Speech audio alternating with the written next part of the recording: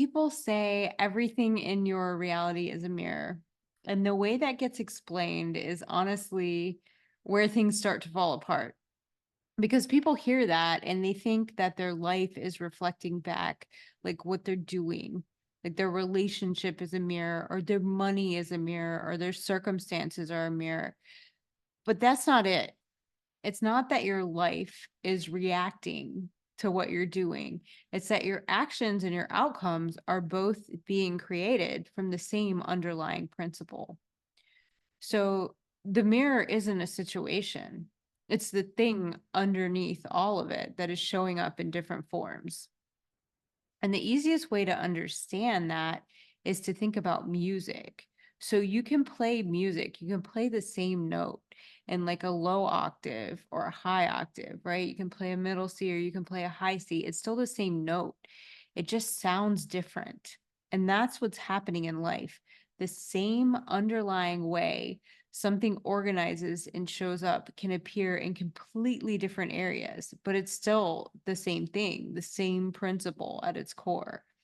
So I'm going to give you a hypothetical. Like, let's talk about somebody named Jane. She's incredibly disciplined with money. It's structured. She's consistent. She manages it well. But in relationships, she struggles because she overthinks. She holds back. Like maybe she needs to manage how things go, and everything starts to feel tense and distant. If you're looking at the surface, those are two separate problems. But underneath it, it's the same thing, the same principle, control. In one area, it shows up as discipline. In the other area, it shows up as rigidity. That is that same note at different octaves, right?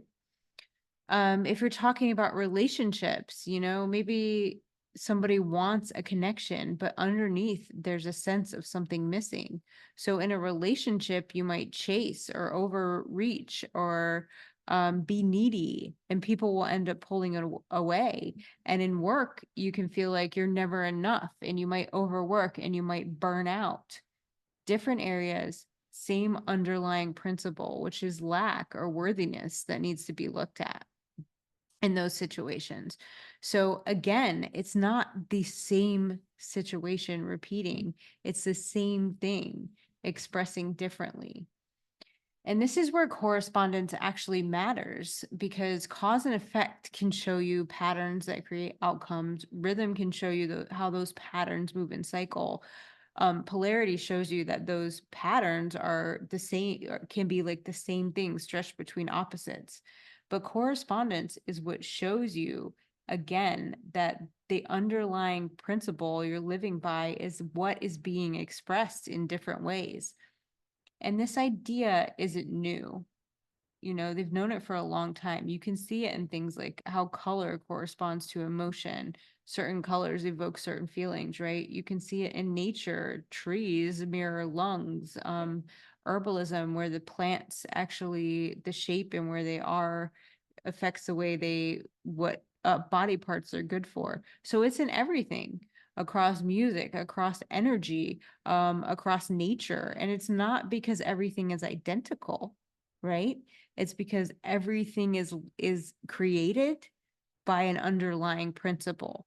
And that's what people mean when they say we live in a fractal universe, because underlying principle governs everything from a higher level.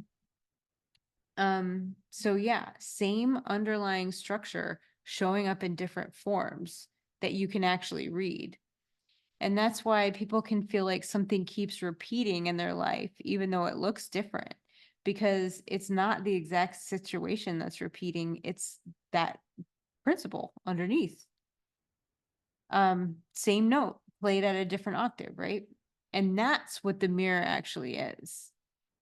And this is where we can make it become really, really extremely useful in our life. Because once you start thinking of it from that level, and you can see what's underneath things, you can work with that principle instead of trying to fix every individual part of your life. So you don't have to fix, all of these little pieces in your life. You just have to start recognizing the way these principles that you're living by are showing up, and the way that's being reflected from that higher state. So if you notice something like control, you don't try to eliminate it everywhere in every situation. I mean, that's exhausting, right? You start to work on your relationship with that principle. And this doesn't necessarily mean that you even have to get rid of it, because it may actually be a part of your expression, your inherent expression in the world. So maybe in one area you soften it, like your relationships that are becoming rigid, but in another area you give it structure in a healthier way and utilize it. And the same goes for something like lack. You don't just try to think about abundance. You start noticing where that feeling shows up. And then you change how you relate to it in those moments. So even and what happens when you do that is that now that you're working at that higher level, you don't have to try to force and fix everything at the effect level, at the lower level. You don't have to try to fix your relationship with people, with money, with, your health, because you can work on those underlying principles, and how they're being expressed, and everything below that will change, because that's actually how life is being organized and created. Right. And there's another kind of thing you can do with correspondence in real life is, because it is fractal and there are things like music and vibration and color, you can utilize those to evoke things in you, right? So if you're having a day where you think that you're putting yourself in an anxious situation, or there's something that might cause you stress, you can actually utilize colors and vibrations that are more calming, that correspond with that. It's the same with authority. If you wear colors like black, it can actually portray authority. That's why judges do it. you know. Um, Colors like red is passion, right? If you need a boost of happiness and sunshine, it's yellow and it's orange. So there's many, many ways that you can utilize correspondence in your life. And if you've ever worked with plants or herbs or medicine or mushrooms, it's the same kind of thing. They usually embody a color, or they are grown in a place that has the same circumstances, that they actually heal when you take them in your body. So there's lots of ways when you get on individual levels, like we talked about with control, that you can use correspondence to create new things in the world by moving your relationship with that underlying principle.